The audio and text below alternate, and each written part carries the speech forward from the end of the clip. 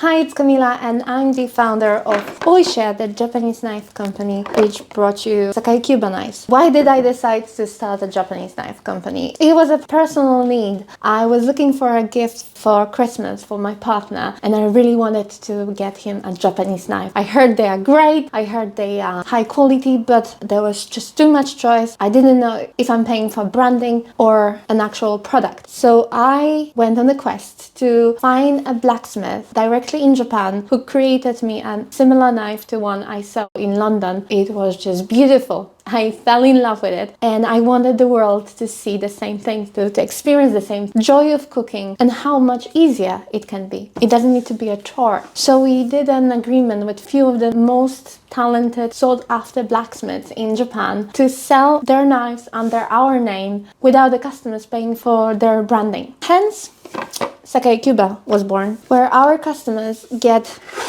same high quality product with our design, which are one of the kind. This is maple burl, this is copper, and this is bog oak. That thing alone is more than 2,500 years old. Of course it's waterproof, of course it's stabilized, so nothing will happen with it. I hope you will get to try one of these and you will experience for yourself. We offer lifetime guarantee and 50 days returns, no questions asked.